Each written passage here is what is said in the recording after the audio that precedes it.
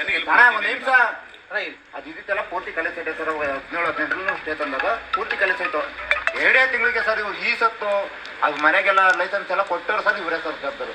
ಇವ್ರು 3 ಜನ ಶ್ರೀನಾಥ್ ನಾಗರಾಜ್ ತಪ್ಪು ಕಣ್ಣು ಇವರೇ ಸರ್ ಮಾಡ್ತಾರೆ. ಪಾಪ ಇವ್ರು ಇವಾಗ ಬಂದಿದ್ದಾರೆ. ನಾವು ಇವ್ರನ್ನ ತಪ್ಪಂತ ಹೇಳಲ್ಲ. ಇವ್ರು 3 ಜನ ಮಾಡುತ್ತಾರೆ ಅಲ್ಲಿ ಕೆಲಸ. ಯಾವ ಆಧಾರ ಈಗ ಸರಿಪಡಿಸೋದು ಹೆಂಗೆ ಹೇಳಿ ಸರ್? ಸರಿಪಡಿಸೋ ಈಗ ಆಯೋಗದಲ್ಲಿ ನಿಮ್ಗೆ ಅವಕಾಶ ಎಲ್ಲ ನೋಟ್ಸ್ಗಳು ಕೊಟ್ಟು ಡಾಕ್ಯುಮೆಂಟ್ಸ್ಗಳು ಕೊಟ್ಟು ಮತ್ತು ಇನ್ನೊಂದು ವೆರಿಫೈ ಮಾಡಿ ಯಾವುದು ಸರಿ ಯಾವ ಸರಿ ಇಲ್ಲ ಸರ್ ತಪಾಸಣೆ ಮಾಡಿ ನೀವು ವರದಿ ಮಾಡಿ ನಾನು ಮೊದಲನೇದಾಗಿ ತಡವಾಗಿ ಬಂತು ಸಾರಿ. 5:30ಗೆ ವಿ ಸಿ ಇದೆ ಸರ್. ಸಂಜೆ ಬಂದು ನನಗೂ ಇವತ್ತು ಪಬ್ಲಿಕ್ಸ್ ಕಮ್ಮಿ ಇದೆ. 5 ಗಂಟೆ ಅಷ್ಟೊತ್ತಿಗೆ ಬಂದು ನಿಮಗೆ ಮಾತಾಡ್ತಿಲ್ಲ. 5:30 ವಿ ಸಿ ಹಾಗಾಗಿ ತಡ ಆಯಿತು. ಮೊದಲನೇದಾಗಿ 2ನೇದಾಗಿ 1:30 ಗಂಟೆ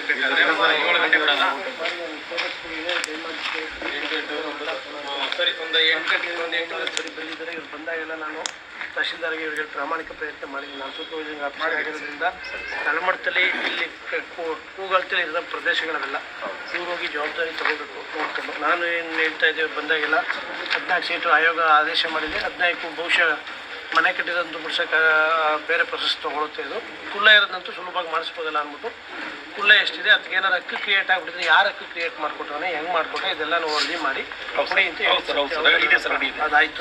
ಈಗ ಈ ಹಂತದಲ್ಲಿ ಡೈಲಿ ಅಡ್ರೆಸ್ಸಲ್ಲಿ ಬಂದಿದೆ, ನೀವು ಓದಿರ್ತೀರಿ.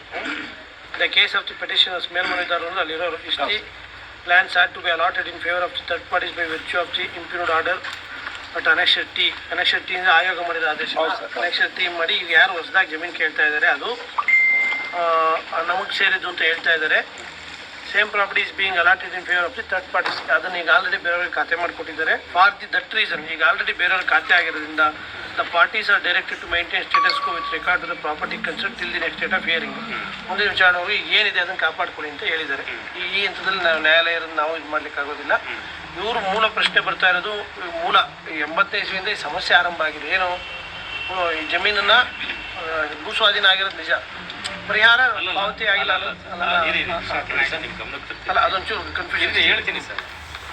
2011 RTC ಹೊಡಿದೆ ಇವ್ರ ಹೆಸರಲ್ಲಿ ಯಾರು ಓನರ್ಶಿಪ್. ಈಗ 2020 MR ತೆಗೆದಿದ್ದಾರೆ. MR ಅಲ್ಲೂ ಓನರ್ ಯಾರು ಅಂತ ಕ್ಲಿಯರ್ ಆಗಿ ಮೆನ್ಷನ್ ಆಗಿ ನಿಮ್ಗೆ ಗೊತ್ತಾಗ್ಬಿಡ್ತದೆ ಕಂಪ್ಯೂಟರ್ ಡೀಟೇಲ್ಸ್ ತಗೊಂಡ್ರೆ. 2011 ಇವ್ರ ಹೆಸರಲ್ಲಿ ಓನರ್ಶಿಪ್ ಓಡ್ತಾ ಇದೆ RTC ಅಂತಂದ್ರೆ ಇವ್ರು ಅಕ್ವರ್ಜೇಷನ್ ಯಾವಾಗ ಮಾಡ್ಕೊಂಡ್ರು? 96 ನಡೆದಿದೆ ಅಲ್ವಾಗ. ಬಟ್ ಕಾಂಪನ್ಸೇಷನ್ ಕೊಟ್ಟ ಮೇಲೆನೆ ಲೀಗಲ್ ಆಗಿ ಅದು RTC ವರ್ಗಾವಣೆ ಆದರೆ ಸಂಬಂಧಪಟ್ಟ ಪ್ರಾಧಿಕಾರಕ್ಕೆ ಅದು ಅಕ್ವರ್ಜೇಷನ್ ಅನ್ನೋದು. ನೀವು 2011 ಅಂದರೆ 96 2011 ಅಂದರೆ ಹೆಚ್ಚು ಕಡಿಮೆ 15 ವರ್ಷ. 15 ವರ್ಷ ಇವರೇ ಓನರ್ ಅಂತಂದರೆ 11ರಲ್ಲಿ ಏಕಾಏಕಿ ಹೆಂಗೆ RTC ವರ್ಗಾವಣೆ ಆಯಿತು? ಯಾವ ಆಧಾರದ ಮೇಲೆ MR ಮಾಡಿ ಯಾವ ತಹಸೀಲ್ದಾರ್ ಮಾಡಿದ್ರು, ಯಾವ VRI ವರದಿ ಮೇಲೆ ಮಾಡಿದ್ರು? ನಾವು ಕೇಳ್ತಾ ಇರೋದು ಈ ಸ್ಟೇಟಸ್ಗೋಸ್ಕರ ನಾವು ಕೋರ್ಟ್ಗೆ ಗೌರವ ಕೊಡ್ತೀವಿ ಸರ್. ನಾನು ಕೇಳ್ತಾ ಇರೋದು 11ರಲ್ಲಿ ಏನಾಯ್ತಪ್ಪ ಸರ್, ಇಲ್ಲ ಅವ್ರದ್ದಲ್ಲ ಸರ್. ಇಲ್ಲೇ ಕ್ಲಿಯರ್ಲಿ ನಾವು ಕೇಳ್ತಾ ಇರೋದು ನಮಗೆ ಕೊಡಗಿ ಜಮೀನು, ನಮ್ಮ ಕೊಡಗಿ ಜಮೀನ ಮಂಜೂರು ಮಾಡಿರೋದು ಕಂದಾಯ ಇಲಾಖೆ, RTCನ ವಜಾ ಮಾಡಿರೋದು ಕೂಡ ಕಂದಾಯ ಇಲಾಖೆ. ಯಾಕೆ ಅದನ್ನ ಮಾಡಿದ್ರು ಅದಕ್ಕೆ ಬೇಕು ಸರ್ ನಮಗೆ. ತದನಂತರ ಇವರೇನ ಪ್ರೊಸೀಜರ್ನ ಇವರು ಲಾಂಗ್ ಬೇಕು ಬಹುಶಃ 80-90 ಇಸ್ವಿ ಅನ್ಸುತ್ತೆ ನನಗೆ. ಕೇಳಿಸ್ಕೊಳ್ಳಿ. ಈಗ ನಾನು ಹೇಳೋದು ಸರ್, ನೀವು ಆಲ್ರೆಡಿ ಎಷ್ಟು ದಿವಸದಿಂದ ಸರ್ ಆಯ್ತು, 1000 ಕೇಸ್ ಇರುತ್ತೆ ನಮಗೆ. ಈಗ ಫ್ಯಾಕ್ಟ್ ನೋಡ್ಕೊಂಡ್ ಬಂದ್ರೆ ಹೇಳ್ತಿದ್ದೆ ನಾನು. ಸರ್ ಈಗ ನೋಡ್ಕೊಳ್ಳಿ. ಈಗ ಸರ್ ನೋಡಿ ಸರ್, ದಯವಿಟ್ಟು ನಾನು ಹೇಳ್ಬಿಡ್ತೀನಿ, ನೀವು ನೋಡ್ಕೊಳ್ಳಿ. ನಿಮ್ಗೆ ಇನ್ನೂ ಕಾಲಾವಕಾಶ ಕೊಡ್ತೀವಿ. ಇದರಲ್ಲಿ ನೀವು ಸುಮ್ಮನೆ ಇಲ್ಲಿ ಗಾಳಿಲಿ ಗುಂಡೊಡ್ದಂಗೆ ಮಾತಾಡೋಕ್ಕಾಗಲ್ಲ. ಇದು ಅಕ್ವರ್ಜೇಷನ್ ಆಗಿದೆ ಅಥವಾ ಪ್ರೊಸೀಜರ್ ಆಗಿದೆ ಅಂತ ಮಾತಾಡೋದು ಸರಿಯಾದ ಕ್ರಮ ಅಲ್ಲ. ಆಗಿದೆ ಅಂತ ಡಾಕ್ಯುಮೆಂಟ್ಸ್ ಕೊಡಿ. ಆಗದೆ ಇರೋದಕ್ಕೆ ನಾವು ಕಾರಣ ಕೇಳ್ತಾ ಇದ್ದೀವಿ ಅಲ್ವಾ ಸರ್? ಅವಾಗ ಒಂದು ಸಮಸ್ಯೆನ ಬಗೆಹರಿಸೋಕ್ಕೆ ನಮ್ಗೆ ಖಂಡಿತವಾಗಿ ಸಾಧ್ಯ ಆಗುತ್ತೆ. ಈಗ SC/ST ಆಯೋಗ SC/ST ಆಯೋಗ ನಿಮಗೆ ಡೈರೆಕ್ಷನ್ ಕೊಟ್ಟದೆ ಹಿಂಗೆ ಮಾಡಿ ಅಂತ. ಯಾವ ತಹಸೀಲ್ದಾರ್ ಅದನ್ನು ರಿಸೀವ್ ಮಾಡ್ಕೊಂಡ್ರು? ಅವ್ರು ಯಾಕೆ ಅವರು ಮಾಹಿತಿ ಕೊಡಲಿಲ್ಲ? SC/ST ಆಯೋಗ ಅಂದರೆ ಅಷ್ಟು ಕಂಡಮ್ ಮಾಡ್ಬಿಡ್ತಾ ಅವರು ಇಲ್ಲಿಗೆ ಬರೀತಾರಂತೆ.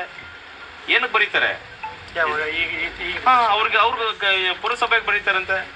ಅವರು ನೋಡಿ ಸರ್, ಅವರು ಈಗ ದುಡ್ಡು ಇಸ್ಕೊಂಡು ಅಕ್ರಮವಾಗಿ ಖಾತೆ ಮಾಡಿಕೊಟ್ಟಿದ್ರೆ ಅವ್ರಿಗೆ ಏನು ಬೇಕೋ ಅವ್ರ ಪನಿಷ್ಮೆಂಟ್ ಅದಾಗುತ್ತೆ, ಅದು ವಜಾ ಆಗುತ್ತೆ, ಅದೇನು ಕಾನೂನು ಹೋರಾಟ ಮಾಡೋಣ.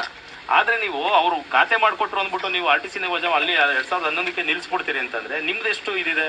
ನಿಮ್ಮ ಇಲಾಖೆದು ಎಷ್ಟು ಕೈವಾಡ ಇದೆ? ಹೇಗಾದ್ರೆ ಅಲ್ವಾ ಸರ್? ಖಾತೆ ಮಾಡಿಕೊಟ್ರು ಪ್ರೊಸೆಸ್ ಆಯ್ತು ನೀವು ಸರ್. 11 ಹೇಳ್ತಾ ಇದೀರಿ ಒಂದು ನಿಮಿಷ ಹೌದು. ಈಗ ನಿಮ್ಗೆ ಗೊತ್ತಲ್ವನಪ್ಪ ಎಷ್ಟನೇ ಇಸ್ವಿಲಪ್ಪ ಅದು ಮೂಲ ಒಂದ್ಸರಿ ನಾನು ನೋಡಿರೋ ಪ್ರಕಾರ 80ನೇ ಇಸ್ವಿ ಆಜುಬಾಜಲ್ಲಿ 81ರಲ್ಲೇನೆ ರೂರಲ್ ಡೆವಲಪ್ಮೆಂಟ್ ಇವರಿಗೆ ಹಸ್ತಾಂತರ ಮಾಡಿದೀವಿ ಅಂತ ಹಕ್ಕುಪತ್ರದ ವಿಚಾರ ಬರ್ತದೆ, ಹೌದಲ್ವಾ? ಅವರು ಗ್ರಾಮೀಣಾಭಿವೃದ್ಧಿ ಯಾರು ಹೇಳಿರೋದು ಸರ್ ಹಂಗೆ? ಹೇಳಿರೋದಲ್ಲ, ದಾಖಲೆಗಳು ಸಂಪೂರ್ಣ ಪರಿಪೂರ್ಣ ಇದ್ದಿದ್ರೆ ಹಸ್ತಾಂತರ ಮಾಡಿರ್ತೀವಿ, ಡೆವಲಪ್ಮೆಂಟ್ ಆಫೀಸರ್ ಹಸ್ತಾಂತರ ಮಾಡ್ಕೊಂಡಿದೀವಿ ಅಂತ ಹೇಳಿದ್ರಲ್ಲ, ಅನ್ನೋದ್ರಿಗೆ ಯಾಕೆ ಓನರ್ಶಿಪ್ ಕೊಡೋದು? ನಮಗೆ ಕೊಟ್ಟವ್ರೆ, ನಾವು ಈ ಭೂಮಿನ ಅಕ್ವೈರ್ ಮಾಡಿಲ್ಲ acquire ಮಾಡಿಲ್ಲ ಅಂತ ಹೇಳ್ತಾರಲ್ಲ. ಕ್ಲಿಯರ್ ಹೇಳೋದು. ನೆಕ್ಸ್ಟ್ ಬರೀ ಯಾವುದೇ ದಾಖಲಾತಿ ಅಲ್ಲ, ಇವ್ರಿಗೆ ಹ್ಯಾಂಡ್ ಓವರ್ ಆಯ್ತು ಅಂತ ಒಂದ್ ಕಡೆ ಬರ್ತದೆ. ಸರ್, ಅದು ಅರ್ಬನ್ ಬಾಡಿಗೆ ಫೋರ್ಜರಿ ಇರ್ಬೋದು. ಅದನ್ನೇ ಇದು ನಿಖರವಾದ ದಾಖಲೆಗಳಿಲ್ಲ. ಮೈನ್ ಆಗಿ ಆಗಿರೋದು ಇಲ್ಲಿ ಖಾತೆ ಆಗಿರೋದು ಸರ್, ಇಲ್ಲಿ ಅರ್ಬನ್ ಬಾಡಿಗೆ 11ನೇ ಇಸ್ವಿವರೆಗೂ ಕಂದಾಯ ಇಲಾಖೆಯಲ್ಲಿ ಪಾಣಿ ಬರ್ತಾ ಇದ್ದದ್ನ ಮುನ್ಸಿಪಾಲಿಟಿ ವತಿಯಿಂದ ಖಾತೆ ಮಾಡಿರೋದು ಮೊದಲನೇ ಅಕ್ರಮ. ಹೌದಲ್ವಾ? ಹೌದು, ಒಪ್ಕೋಬೇಕು. ಅದನ್ನ ಆಗ್ಬೇಕಿದೆ. ಅದನ್ನ ರದ್ದತಿಗೆ ಏನೇನ್ ಬೇಕು ಕ್ರಮ ಮಾಡಿ ಸರ್, ತಗೊಳ್ಬೇಕು. ಹೌದು, ಮಾಡಿ ಮಾಡಿ ಅದನ್ನ ಅದಾಗ್ಬೇಕಾಗಿದೆ. ಮಾಡಿ ಸರ್, ಅದು ಜೊತೆಗೆ ಮಾಡಿ. ಆ ಪ್ರೊಸೆಸ್ ಆಮೇಲೆ RTC ಪಾಣಿಲ್ ಬರ್ತಾ ಇದೆ ಅನ್ನೋದನ್ನ ಪಾಣಿ ಮುನ್ಸಿಪಾಲಿಟಿ ಖಾತೆ ಆಗ್ಬಿಟ್ಟಿರೋದ್ರಿಂದ ಅವತ್ತು 2011 ರೆಕಾರ್ಡ್ಸ್ ತೆಗೆಸಿ ನೋಡ್ಬೇಕು. ಹಾ. ತಹಶೀಲ್ದಾರ್ ನೀವು ನೋಡಿ. ಮಾಡಿ ಅದನ್ನ. ಈಗ 14 ಸೈಟ್ ಅಂತ ತಾವ್ ಹೇಳಿದ್ರಿ, ಈ ಸ್ಟೇಟಸ್ ಸೈಟ್ ಇದು ಬೇಡ ಸರ್. ಆಮೇಲೆ ಸೈಟ್ ಬೇಡ ಸರ್, ಈಗ ಬೇಡ ಬೇಡ ಸರ್, ಅಂತ ಅದು ಮುಗ್ದೋಯ್ತು. ಸೈಟ್ ಮುಗ್ದೋಯ್ತು. ಸೈಟ್ ಅದು ಮುಗ್ದೋಯ್ತು. ಒಂದ್ ಎಕರೆ 31 ಏನ್ ನಮ್ಮ ಇನಾಮ್ ಕೊಡುಗೆ ಜಮೀನಿದೆ ಅದು ಉಳ್ಕೋಬೇಕು ಸರ್. ಅದೆಲ್ಲರ ಜೊತೆಗೆ 2018ರಿಂದ ಈಚೆಗೂ ಅಕ್ರಮ ಖಾತೆಗಳಾಗ್ಬಿಟ್ಟಿದೆ. ಆಗಿದೆ. ಅದು ವಜಾ ಮಾಡಿ. ದಾಖಲಾತಿ ಇದೆ, ವಜಾ ಮಾಡ್ಬೋದು, ಮಾಡಿ. ವಜಾ ಮಾಡಿ ಸ್ಟೇಟಸ್ ಕೋರ್ಟ್ ನೀವೇನ್ ರಿಪೋರ್ಟ್ ಹಾಕ್ರಿ. ಇದು ಕೋರ್ಟ್ ನೆಕ್ಸ್ಟ್ ಇಯರಿಂಗ್ ಅಲ್ಲಿ ಫಾಲೋ ಅಪ್ ಮಾಡ್ತಾರೆ. ಹಾ. ಫಾಲೋ ಅಪ್ ಸ್ಟೇ ವೆಕೆಟ್ ಆಗ್ತಿದಂಗೆ ಅದು ವಜಾಕ್ಕೆ ಶಿಫಾರಸ್ ಮಾಡಿ. ಸರಿನಾ? ಇಷ್ಟಿದೆ, ಅಷ್ಟು ಮತ್ತೆ ವಜಾಕ್ ಶಿಫಾರಸ್ ಮಾಡಿ. ಯಾಕೆ ನೀವು ಸರ್ ಶಿಫಾರಸ್ ಮಾಡ್ಬೇಕು? ಹಾ. ಏನ್ ಅನ್ಯಕಾಂತ ಆಗಿದೆ, ಅನ್ಯಕ್ರಾಂತಿ ಇಲ್ಲಿ ಮಂಜೂರಾತಿ ಮಾಡ್ಕೊಂಡಿದ್ದೀರಿ, ಪುರಸಭೆ ನಿವೇಶನ ಅಂತ ಮಾಡಿದ್ರು, ಯಾವಂಗೂ ಖಾತೆ ಮಾಡಿಕೊಟ್ರು. ಖಾಲಿ ಸೈಟ್ ಇತ್ತು, ಅಣ್ಣ ನನ್ಗೂ ಸೈಟ್ ಕೊಡೋಣ, ಅಲ್ಲಿ ಬಿಟ್ಟಿದ್ದು ಮಾದ್ಗೊಂಡು ಯಾವನು ತಗೊಳ್ಳೋದಿಲ್ಲ ಕೇಳೋದಿಲ್ಲ ಅಂತ ಬಂದ್ರು, ಖಾತೆ ಮಾಡಿಕೊಟ್ರು. 15-25 ದಿನ ಕ್ಷಣಾರ್ಧದಲ್ಲಿ ಇಲ್ಲಿ ಆಫೀಸ್ ಇರೋರಿಗೆ 45-50ಕ್ಕೆ ತಿಂಗಳಲ್ಲೇ ಕನ್ವರ್ಟ್ ಮಾಡ್ಕೊಟ್ರು. ಹೇಳ್ರಿ, ಹೆಂಗ್ರಿ ಸಾಧ್ಯ? ಕನ್ವರ್ಟ್ ಮಾಡ್ಕೊಟ್ರು, ಯಾಕೆ ಮಾಡ್ಕೊಟ್ರು? ಯಾಕೆ ಮಾಡ್ ಏನಪ್ಪ ಓಲಿ? ಅಣ್ಣ, ನೀನು ಇಲಾಖೆ ಒಳಗಡೆ ಇದೆಯಾ? ಇಲ್ಲಿ ನೋಡಿ ಸರ್, ಇವ್ರಿಗಿಂತ ಮೇಲಾಧಿಕಾರಿ ಇರ್ತಾರೆ, ಅವ್ರು ಪ್ರೆಸರ್ ಆಗಿರ್ತಾರೆ ಅಂತ ಮಾಡಿರ್ತಾರೆ. ಸುಕನ್ಯಾ ಹೆಸರು ಸರ್ ಇದೆ ಜಮೀನ್ ಸೈಟ್ ಅವ್ರ ಹೆಸರು ಇದೆ. ಅವ್ರ ಅಪ್ಪಂದು ಪಿತ್ರಾಜಿ ಆಮೇಲೆ ಸರ್, ಇದು ಒಬ್ಬ ದಲಿತನ ಜಮೀನಲ್ಲಿ ನೀನು ಕಾನೂನಲ್ಲಿ ಪಿತ್ರಾಜಿ ಆಸ್ತಿ ಅಂತ ಹೇಳ್ತಿದ್ದೀಯಲ್ಲ, ವಜಾ ಮಾಡ್ಸು. ನೋಡಿ ಸರ್, ಆರ್ಟಿಕಲ್ 17 ಸೆಕ್ಷನ್ 4 ಪ್ರಕಾರ SC/ST ಜನಾಂಗಕ್ಕೆ ಯಾರೇ ತೊಂದರೆ ಕೊಟ್ಟರು ಅಧಿಕಾರಿಗಳು ಸಮೇತ ಅವ್ರ ಮೇಲೆ ಕೇಸ್ ಮಾಡೋ ಅವಕಾಶ ಇದೆ. ನೀವು ದಯವಿಟ್ಟು ಅದು ಮಾಡಿ, FIR ಮಾಡಿ, ಕೋರ್ಟ್ ಕಲೀಲಿ. ಯಾರು ತಪ್ಪು ಮಾಡೋರೆ ಹೋಗ್ಲಿ, ಕೆಲಸ ಕಳ್ಕೊಂಡು ಮನೆಗೆ ಹೋಗ್ಲಿ ಸರ್. ಗೊತ್ತಾಯ್ತು? ಯಾಕೆ ಮಾಡ್ತೀರಿ ಸರ್? ಆಯೋಗದ್ದು ಕ್ಲಿಯರ್ ಕಟ್ ಡೈರೆಕ್ಷನ್ ಇದು ಒಂದು ಸಾಂವಿಧಾನಿಕ ಹೌದು. ಸಂಸ್ಥೆ ಡೈರೆಕ್ಷನ್ ಇದ್ದಾಗಲೂ ಕೂಡ 2018ರಿಂದ ಈಚೆಗೆ ಏನೇನು ಖಾತೆಗಳಾಗಿದ್ದಾವೆ ಹೌದು ಸರ್. ಮಾಡೋ ಅದೇ ನೀವು ಹೇಳ್ತಿರೋದು. 18ರಿಂದ ಈಗ ಆಲ್ರೆಡಿ 5ರಿಂದ ವಜಾ ಆದೇಶ ಮಾಡಿ 7ರಿಂದ 8 ವರ್ಷದಲ್ಲಿ ಶಿಫಾರಸ್ ಮಾಡಿ ಮಾಡ್ತಾರೆ. ಯಾರ್ಯಾರ ಖಾತೆದ ಏನೇನು ಅಕ್ರಮ ಆಗಿದೆ ಅದನ್ನ ಒಂದು ನೋಟ್ ಕೊಡಿ. ನೋಟ್ ಮಾಡಿ ನೀವು FIR ಇದು ಮಾಡಿಸಿ ನನಗೆ ರಿಪೋರ್ಟ್ ನಾನು DC ಬರೀತೀನಿ. ನಾವು DC ಗೆ ಏನಾಗಬೇಕು ಶಿಸ್ತು ಇಲಾಖೆಯಿಂದ ಆ ಶಿಫಾರಸು ಮಾಡಿಸ್ತೀವಿ. ಅದಂತೂ ಮಾಡಿಸ್ತೀನಿ. ಯಾರೇ ಇದ್ರು ಜೈಲ್ಗೆ ಹೋಗ್ಬೇಕು ಸರ್. ಇದೇನು ನೀವೇನು ಉಳಿಸ್ಕೊಡ್ತಿರೋ ಜೊತೆಗೆ ಯಾರು ಇಲ್ಲಿ ಅಕ್ರಮ ಎಸ್ತವ್ರೆ, SC/ST ದೌರ್ಜನ್ಯ ಮಾಡೋರು ಜೈಲ್ಗೆ ಹೋಗ್ಲಿ. ಯಾರು ಅಧಿಕಾರಿ ಆಗಿಲ್ಲ, ಯಾರು ನನ್ಗೆ ಅನ್ಸುತ್ತೆ ಈಗ ಆಯೋಗ ಹೇಳಿದ್ಮೇಲೂ ಮಾಡಾಗಿನಿ ಅಲ್ವಾ ಸರ್? ಆಯೋಗ ಹೇಳಿದ್ಮೇಲೆ ತಹಸೀಲ್ದಾರ್ ನೀವೇ ಕೋರ್ಟ್ ಹೋಗಿ ನಿಂತಿದೆ ಅಂತಿಲ್ರಿ. ನಿಮ್ ಪೊಲೀಸ್ಗೆಲ್ಲ ಹೇಳ್ಬೇಕು, ಮಾಡಕ್ ಸಾಧ್ಯ ಇಲ್ಲ. ಯಾರೇ ಮೇಲೆ ಇವರೆಲ್ಲ ಕೆಲಸ ಕಳ್ಕ ಮನೆಗೆ ಹೋದಾಗ ಮನೆಗೆ ಹೋಗ್ಬೇಕು. ಇವರೆಲ್ಲ ಇಟ್ಟರೆ ಕೆಲಸ ಹೋದಾಗ ಹೋಗ್ಲಿ. ಜಮೀನ್ ಕಳ್ಕ ನಾವು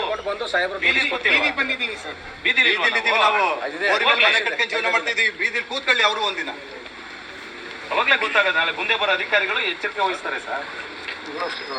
ಈಗ ನೋಡಪ್ಪ, ಈಗ ಫಸ್ಟ್ ನಾಳೆಯಿಂದನೇ ಸ್ಟಾರ್ಟ್ ಮಾಡ್ಕೊಳ್ಳಿ ನೀವು. ನನಗೆ ಎಷ್ಟು ಖಾತೆ ಇನ್ನೇನು 106 ಇಲ್ಲ, 30 ದಾಟಲ್ಲ. 2018ರಿಂದ ಈಚೆಗೆ ಆಯೋಗ ಆದೇಶ ಮಾಡಿರೋದು ಕಾಪಿ ಉಲ್ಲೇಖ ಹಾಕ್ಬಿಟ್ಟು ಇವತ್ತು ಸಭೆ ಹಿಂಗಾಯ್ತು ಸೈಕ್ತೆ ಹಾಕ್ಬಿಟ್ಟು ಉಲ್ಲೇಖನ ಎಷ್ಟೆಷ್ಟು ಖಾತೆ ಯಾರ್ಯಾರ ಕಾಲದಲ್ಲಿ ಆಗಿದೆ, ಕೇಸರ್ಕರ್ ಯಾರು ಪುಟ್ ಆಫ್ ಮಾಡಿರೋನು, ತಂದ್ಕೊಟ್ಟಿರೋನು ಅಧಿಕಾರಿ ಚೀಫ್ ಆಫೀಸರ್ ಯಾರಿದ್ರು, 8 ವರ್ಷದಲ್ಲಿ ಏನು ಪಿಕ್ಚರ್ ಆಗಿದೆ ಅಷ್ಟು ಕೊಡಿ. ಶ್ರೀನಾಥ ಬಂದು ನೋಟಿಸ್ ಕೊಡಿ. ಆಮೇಲೆ ಎಪ್ಪಿ ಈಗ ಏನಾದ್ರು ಮಾಡಿಬಿಟ್ಟಿದ್ರೆ ಜೈಲ್ ಕೊಟ್ಟು ಹೋಗ್ತೀರಿ. ಈ ಸ್ಟೇಟಸ್ ಇರೋದ್ರಿಂದ ಯಾವುದನ್ನು ಏನು ಮಾಡಂಗಿಲ್ಲ. ಇಲ್ಲ ಆಯ್ತಾ, ಅಲ್ಲಿ ಇಟ್ಕೊಳ್ಳಿ. ಇದು ನೀವು ಎದುರುದ್ರ ಪಾರ್ಟಿ ಇದಕ್ಕೆ ನಾವು ಗೌರವ ಕೊಡ್ತೀವಿ, ಇಲ್ಲ ಅಂತ ಹೇಳೋದಿಲ್ಲ. SC/ST ಆಯೋಗಕ್ಕೆ ಇವರು ಫೈಲ್ ಔಸ್ಕೊಂಡು ಇಷ್ಟು ದಿನ ಔಸಿ ಇಟ್ಟರು. ಯಾವ ಹಂತದಲ್ಲಿ? ಈಗ SC/ST ಆಯೋಗ ಆದೇಶ ಮಾಡ್ತು. ಒಂದು ತಿಂಗಳಲ್ಲಿ 2 ತಿಂಗಳು ನಿರಂತರವಾಗಿ ಇವರು ಫೈಲ್ ಹೌಸ್ ಮಾಡ್ತಾರೆ. ತಾವು ಲೆಟ್ರ್ ಹಾಕಿದ್ದೀರಿ, ನಮ್ಮ ತಹಸೀಲ್ದಾರು ಹಾಕಿದ್ದಾರೆ. ಇಬ್ಬರ ರೆಫರಲ್ ಲೆಟ್ರಿಗೂ ಅವರು ಬನ್ನಿ ಇಲ್ಲಿ ಕೇಳಕ್ ಹೋಗಿತ್ತು ಏನಂದ್ರು ರವಿ ಅವರು ರವಿ ಮೇಲಧಿಕಾರಿ ಆದ ತಕ್ಷಣ ನಾನು ಮಾಡೋಕ್ಕಾಗಲ್ಲ, ನಮಗೂ ರೂಲ್ಸು ರೆಜರ್ವೇಷನ್ ಐತೆ, ನನಗೆ ಗೊತ್ತು ಮಾಡ್ತೀನಿ ನಡಿ ನೀನು ಅನ್ನೋ ಮಾತುಗಳು ಬಿಡಕ್ಕೆ. ಮತ್ತು ಸರ್ ಒಂದು ನಿಮಿಷ